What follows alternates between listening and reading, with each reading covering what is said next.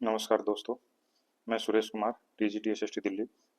आज हमारी जो विगत वर्षों में पूछे गए प्रश्न हैं उनसे संबंधित वीडियो चौथी वीडियो है ये।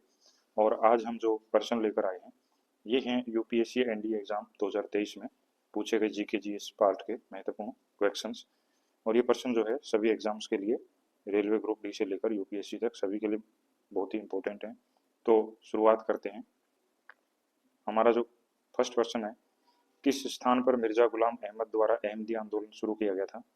ऑप्शन है पटना, अलीगढ़, भोपाल, गुरदासपुर। तो इसमें हमारा जो राइट आंसर है वो है गुरदासपुर। गुरदासपुर पंजाब से ये आंदोलन मिर्जा गुलाम अहमद के द्वारा शुरू किया गया 1889 में। और ये कादियान नामक स्थान से इस आंदोलन को शुरू किया गया था, जो मुस्लिम धर्म सुधार से संबंधित आंदोलन था। हमारा अगला जो प्रश्न है सेकंड, भारत में किस वर्ष में जनसंख्या की दशकीय वृद्धि दर प्रतिशत में सर्वाधिक रही? यानी कि कौन से दशक में भारत में जनसंख्या वृद्धि दर का जो प्रतिशत है वो सबसे ज्यादा था? Option A 1991, B 1981, C 1971, D 1961। तो इसमें हमारा जो राइट आंसर है वो है 1971।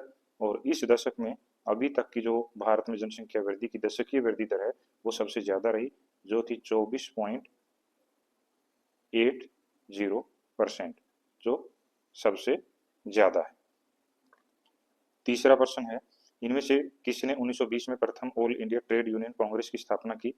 तो इसमें हमारे ऑप्शन है VP Wadia, S A Dange, BT Ranadive, N M Joshi. तो इसमें हमारा जो राइट आंसर है वो एन एम जोशी है। और ये 1920 में बंबई में इसकी स्थापना की गई थी, all India trade union Congress. और इसके पहले जो प्रथम अध्यक्ष बने थे वो लाला लाजपत राय थे। लाला लाजपत राय ये इसके प्रथम अध्यक्ष बने थे। अगला जो प्रश्न है प्रश्न नंबर 4, निम्न में से कौन सा आयोग अनुच्छेद 338 ए से संबंधित है? यानी कि संविधान के अनुच्छेद जो 338 ए है उसका संबंध किस आयोग से है? ऑप्शन है राष्ट्रीय अनुसूचित जाति आयोग, राष्ट्रीय अनुसूचित जनजाति आयोग, राष्ट्रीय पिछड़ा वर्ग आयोग, राष्ट्रीय महिला आयोग। तो इसमें हमारा जो राइट आंसर है वो है राष्ट्रीय अनुसूचित जनजाति आयोग। राष्ट्रीय अनुसूचित जनजाति आयोग जो है एसटी के लिए जो होता है उसका संबंध संविधान के अनुच्छेद 338 ए से है। प्रश्न नंबर 5, 12 अगस्त किस रूप में मनाया जाता है? तो इसमें ऑप्शन ए विश्व पर्यावरण दिवस, विश्व तंबाकू निषेध दिवस, अवैध व्यापार, अंतर्राष्ट्रीय युवा दिवस। तो इसका हमारा जो राइट आंसर है वो है अंतर्राष्ट्रीय युवा दिवस, जो हर वर्ष 12 अगस्त को मनाया जाता है। अगला जो क्वेश्चन है क्वेश्चन नंबर 6, निम्न में से भारत में न्यूनतम वर्षा किस स्थान पर होती है? यानी कि ये जो स्थान दिए हैं इनमें से किस स्थान पर भारत में सबसे कम वर्षा होती है? ऑप्शन है जोधपुर, लेह, नई दिल्ली, बेंगलुरु। तो इसमें हमारा जो राइट आंसर है वो लेह है। लेह में जो औसत वार्षिक वर्षा है वो 9.20 सेंटीमीटर से कम होती है, जो पूरे देश में सबसे कम है। बाकी जोधपुर, जैसलमेर, बाड़मेर, बीकानेर ये जो थार रेगिस्तान का क्षेत्र है यहाँ पर जो औसत वार्षिक वर्षा है वो 15 सेंटीमीटर से कम होती है। लेकिन सबसे ज्यादा कम जो है यानी कि न्यूनतम वर्षा वो लेह में, जम्मू और कश्मीर। अगला जो प्रश्न है वो है 7वां, अजोव सागर किससे जुड़ा है? ऑप्शन है काला सागर, बाल्टिक सागर, भूमध्य सागर, उत्तरी सागर। इसका जो हमारा राइट आंसर है वो है काला सागर। जो ब्लैक सी है वो अजोव सागर से जुड़ा है। और ये अजोव सागर जो है रूस और यूक्रेन इनके बीच में स्थित है।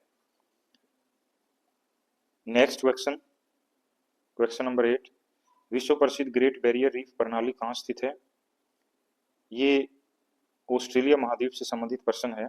तो ये ऑस्ट्रेलिया के किस भाग में ग्रेट बैरियर रीफ प्रणाली पाई जाती है? पूर्वी, पश्चिमी, उत्तरी या दक्षिणी? तो इसमें हमारा जो राइट आंसर है वो है उत्तरी ऑस्ट्रेलिया। जो ग्रेट बैरियर रीफ है ये उत्तरी ऑस्ट्रेलिया से संबंधित है। और जो ग्रेट बैरियर रीफ है ये मूंगा की चट्टान से बना है, जो काफी प्रसिद्ध है मूंगा चट्टान से। और ग्रेट बैरियर रीफ की जो लंबाई है वो 2300 किलोमीटर के आसपास है। अगला जो प्रश्न है, प्रश्न नंबर 9, राष्ट्रीय आपदा प्रबंधन प्राधिकरण यानी कि एनडीएमए किस मंत्रालय के अधीन कार्य करता है? ये जो राष्ट्रीय आपदाएं आती हैं उसके समय में राहत और बचाव कार्य जो है एनडीएमए के द्वारा संचालित किए जाते हैं। तो ये किस मंत्रालय के अधीन है? काफी इंपॉर्टेंट क्वेश्चन है। तो ऑप्शन है पर्यावरण मंत्रालय, गृह मंत्रालय, वाणिज्य और उद्योग मंत्रालय, वित्त मंत्रालय। तो इसमें हमारा जो राइट आंसर है वो है गृह मंत्रालय, यानी कि एनडीएमए जो है वो गृह मंत्रालय के अधीन कार्य करता है। क्वेश्चन नंबर 10, सूर्य के सबसे निकटवर्ती 4 ग्रह क्या कहलाते हैं? ऑप्शन है पार्थिव ग्रह, विशालकाय ग्रह, वामन ग्रह, गैसीय ग्रह। तो इसमें हमारा जो राइट आंसर है वो पार्थिव ग्रह है। और सूर्य के जो निकट 4 ग्रह हैं जिसमें बुध, शुक्र, पृथ्वी, मंगल, ये चारों ग्रह जो है मिलकर पार्थिव ग्रह कहलाते हैं। क्वेश्चन नंबर 11, निम्न में से किस देश में टुंड्रा वनस्पति नहीं पाई जाती? यानी कि टुंड्रा की जो वनस्पति है इसमें काई और लीचन पाई जाती है ध्रुवीय क्षेत्रों में, उत्तरी ध्रुव से संबंधित ये वनस्पति है। तो ये किस क्षेत्र में, किस देश में नहीं पाई जाती? बेलारूस, संयुक्त राज्य अमेरिका, रूस, कनाडा। तो इसमें हमारा जो राइट आंसर है वो संयुक्त राज्य अमेरिका है, यानी कि यूएसए में ये वनस्पति नहीं है, बेलारूस में है, रूस में है, कनाडा में है, इनमें टुंड्रा वनस्पति पाई जाती है। नेक्स्ट क्वेश्चन, इनमें से किसने द फिलोसफी ऑफ द बम लिखी? यानी कि the philosophy of the bomb, ये महत्वपूर्ण किताब जो भारतीय क्रांतिकारी आंदोलन था उससे संबंधित है। तो ये किसके द्वारा लिखी गई? ऑप्शन है सुखदेव, चंद्रशेखर आजाद, भगवती चरण वोहरा, भगत सिंह। तो इसमें हमारा जो राइट आंसर है वो है भगवती चरण वोहरा के द्वारा ये पुस्तक लिखी गई। और इस पुस्तक को क्रांतिकारियों के लिए काफी महत्वपूर्ण माना जाता था। क्वेश्चन नंबर 13, निम्न में से कौन सा नगर 1857 के विद्रोह का केंद्र नहीं था? जो 1857 की क्रांति हुई थी तो कौन सा उसका केंद्र नहीं था? अयोध्या, आगरा, दिल्ली, कानपुर। तो बहुत ही आसान प्रश्न है और इसमें हमारा जो आंसर है वो अयोध्या है। अयोध्या इसका केंद्र नहीं था। आगरा, दिल्ली, कानपुर, इन सभी स्थानों पर इस विद्रोह का प्रभाव पड़ा था। क्वेश्चन नंबर 14, 14वां प्रश्न है, इब्न बतूता दिल्ली सल्तनत के किस सुल्तान के दूत के रूप में चीन गया था? ऑप्शन है अलाउद्दीन खिलजी, मोहम्मद बिन तुगलक, इल्तुतमिश, फिरोज शाह तुगलक। तो इसका जो हमारा आंसर है वो मोहम्मद बिन तुगलक होगा, क्योंकि मोहम्मद बिन तुगलक के शासनकाल में ही इब्न बतूता मोरक्को देश से भारत की यात्रा पर आया। और ये 1333 से लेकर 1347 यानी कि 14 वर्ष तक जो है मोहम्मद बिन तुगलक के दरबार में रहा। और मोहम्मद बिन तुगलक ने ही इसको अपने दूत के रूप में चीन के शासक के पास भेजा। क्वेश्चन नंबर 15, अल बिरूनी ने किताब उल हिंद किस भाषा में लिखी? ऑप्शन है अरबी, फारसी, उर्दू, तुर्की। तो इसमें जो हमारा राइट आंसर है वो अरबी है। ये किताब जो है अरबी भाषा में लिखी गई अल बिरूनी के द्वारा। और अल बिरूनी का जन्म उज्बेकिस्तान में हुआ और ये महमूद गजनवी के साथ संबंधित था, उनके दरबार में था। और ये जो किताब उल हिंद है ये उस समय के भारतीय समाज, संस्कृति, धर्म आदि के बारे में काफी महत्वपूर्ण जानकारी इससे मिलती है। क्वेश्चन नंबर 16, संविधान सभा के सलाहकार कौन थे? ऑप्शन है B N Rao, B R Ambedkar, Pattabhi Sitaramayya, Alladi Krishnaswamy. तो इसमें हमारा जो राइट आंसर है वो है बी एन राव, जो संविधान सभा के सलाहकार थे। संविधान सभा के चुनाव जुलाई 1946 में हुए और इसमें 389 जो सदस्य थे वो चुने गए थे। क्वेश्चन नंबर 17, 17वां हमारा प्रश्न है, नागरिकता का संबंध भारत के संविधान के किस भाग में उल्लेखित किया गया है?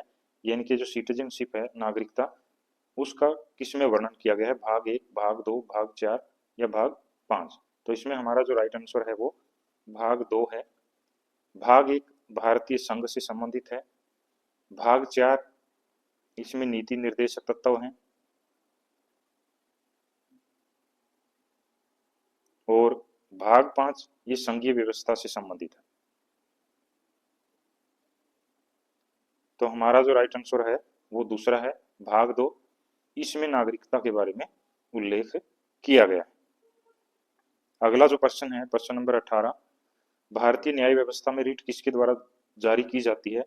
ऑप्शन है केवल उच्चतम न्यायालय, केवल उच्च न्यायालय, सी है ए बी दोनों, और डी है निचली अदालत। तो इसमें हमारा जो राइट आंसर है वो है ए बी दोनों, यानी कि सुप्रीम कोर्ट और हाई कोर्ट दोनों ही रीट जारी कर सकते हैं। रीट का मतलब है एक ऐसा न्यायिक आदेश जो किसी व्यक्ति या संस्था को किसी भी काम करने से रोक सकता है, उस पर रोक लगाई जा सकती है। तो रीट जारी करने की जो शक्तियां हैं वो सुप्रीम कोर्ट से संबंधित अनुच्छेद 32 में है और हाई कोर्ट से संबंधित अनुच्छेद 226 में दी गई है। क्वेश्चन नंबर 19, भारतीय संविधान में उद्देशिका में कब समाजवादी पंथ निरपेक्ष बंधुता शब्द जोड़े गए थे? ऑप्शन है 1950, 1955, 1976, 1982। तो इसमें हमारा राइट आंसर है 1976। 1976 में 42वां संविधान संशोधन किया गया और इसी में ये शब्द भारतीय संविधान की उद्देशिका में जोड़े गए थे और ये काफी महत्वपूर्ण जो है संविधान संशोधन माना जाता है, जिसको काफी बार एग्जाम में पूछा जाता है। क्वेश्चन नंबर 20 यानी कि 20वां जो प्रश्न है, भारतीय राष्ट्रीय कांग्रेस के किस अधिवेशन में मूल अधिकारों और आर्थिक नीति पर संकल्प पारित किया गया था? किस अधिवेशन में इनसे संबंधित प्रस्ताव पारित किया गया? ऑप्शन है त्रिपुरी स्तर, लाहौर स्तर, लखनऊ स्तर, यानी कि कराची स्तर। ये 4 अधिवेशन के स्थल दिए गए हैं, तो कौन सा था? तो इसमें हमारा जो राइट आंसर है वो कराची अधिवेशन है, जो 1931 में आयोजित हुआ और इसी में मूल अधिकार और आर्थिक नीति के बारे में प्रस्ताव पारित किए गए और इस अधिवेशन की अध्यक्षता सरदार वल्लभ भाई पटेल ने की थी, यानी कि सरदार पटेल इस अधिवेशन के अध्यक्ष थे। क्वेश्चन नंबर 21, निम्न में से कौन सा देश मकर रेखा पर स्थित नहीं है? यानी कि मकर रेखा जो 23.5 डिग्री दक्षिणी अक्षांश रेखा है वो किस देश से नहीं गुजरती? ऑप्शन है चिली, ब्राजील, पैराग्वे, उरुग्वे। तो इसमें जो हमारा राइट आंसर है वो उरुग्वे है। ये उरुग्वे से होकर नहीं गुजरती। चिली, ब्राजील और पैराग्वे मकर रेखा के द्वारा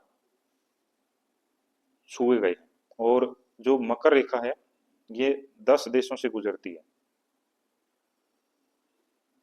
अगला जो प्रश्न है 22वां, भारत में सप्त क्रांति का विचार किस समाजवादी विचारक ने दिया था? यानी कि भारत में सप्त क्रांति, इसको सप्त क्रांति भी कहते हैं या इसको संपूर्ण क्रांति भी कहते हैं, ये किसके द्वारा विचार दिया गया था? ऑप्शन है राम मनोहर लोहिया, जवाहरलाल नेहरू, एमजी रानाडे, जयप्रकाश नारायण। तो इसमें हमारा राइट आंसर है वो जयप्रकाश नारायण है, जो भारत के बहुत ही महत्वपूर्ण समाजवादी नेता थे। इन्होंने ही सप्त क्रांति या 7 क्रांतियों का विचार दिया था, जिसमें राजनीतिक, सामाजिक, आर्थिक, बौद्धिक, इस तरह की क्रांतियां शामिल थी। क्वेश्चन नंबर 23, दूसरे विश्व युद्ध में लिटिल बॉय क्या था?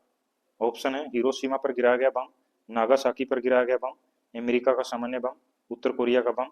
तो इसमें हमारा जो राइट आंसर है वो ए है, हिरोशिमा पर गिराए गए, अमेरिका द्वारा गिराए गए परमाणु बम का ये नाम था, यानी कि कोड वर्ड था लिटिल बॉय, जो 6 अगस्त 1945 को गिराया गया और जो नागासाकी पर बम था वो 9 अगस्त 1945 को गिराया गया। ये दोनों दूसरे विश्व युद्ध से संबंधित हैं और जो दूसरा बम गिराया गया था नागासाकी पर अमेरिका द्वारा जापान के प्रमुख शहरों पर, उसका जो कोड वर्ड था वो फेटमैन था। यानी कि हिरोशिमा पे लिटिल बॉय और नागासाकी पर फेटमैन नामक परमाणु बम अमेरिका के द्वारा गिराए गए थे। अगला जो प्रश्न है क्वेश्चन नंबर 24, अयोध्या में बने राम मंदिर का वास्तुकार निम्न में से कौन है? ऑप्शन है पीओ सोमपुरा, चंद्रकांत सोमपुरा, वृंदा सोमैया, बीपी दोषी। तो इसमें हमारा जो राइट आंसर है वो है चंद्रकांत सोमपुरा। ये अभी हाल ही में जो अयोध्या में नया राम मंदिर बना है उसके वास्तुकार हैं और जो राम मंदिर का निर्माण है ये नागर शैली में किया गया है, जो मंदिर निर्माण की शैली है उत्तर भारत में। और जो चंद्रकांत सोमपुरा है इनके जो दादा थे वो सोमनाथ मंदिर जो गुजरात में है उसका डिजाइन इन्होंने तैयार किया था। तो ये वास्तु कला से संबंधित एक परिवार से संबंध रखते हैं। दोस्तों, आप सभी से अपील है कि आप कंप्लीट GS 360 चैनल को लाइक शेयर सब्सक्राइब जरूर करें। इस चैनल पर आपको जो भी क्वेश्चंस मिलेंगे, चाहे वो NCERT से संबंधित हों या फिर विगत वर्षों में पूछे गए GK GS के प्रश्न, वो हर एग्जाम के लिए महत्वपूर्ण है और उनमें आपको बिल्कुल स्टिक आंसर बताने की कोशिश है। और साथ ही 2-4 फैक्ट जो है हर क्वेश्चन के साथ आपको देखने को मिलते हैं। तो आप सभी से अपील है कि एक बार लाइक जरूर करें। तो 25वां प्रश्न है, ब्यूनस आयर्स और मोंटेविडियो नगर किस नदी के किनारे बसे हैं? ऑप्शन है रिवर प्लेट, ओरिनोको रिवर, पुरुष रिवर, मदिरा रिवर। ये सभी क्वेश्चन जो हैं UPSC NDA 2023 के GK GS पार्ट में पूछे गए क्वेश्चंस हैं। तो इसमें हमारा जो राइट आंसर है वो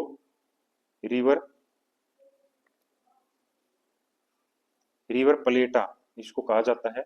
और ब्यूनस आयर्स, जो ब्यूनस आयर्स है, ये तो है अर्जेंटीना की राजधानी। और जो मोंटेविडियो है ये है उरुग्वे की राजधानी। जो दोनों ही महत्वपूर्ण जो नगर हैं ये रिवर प्लेटा के किनारे स्थित हैं। धन्यवाद।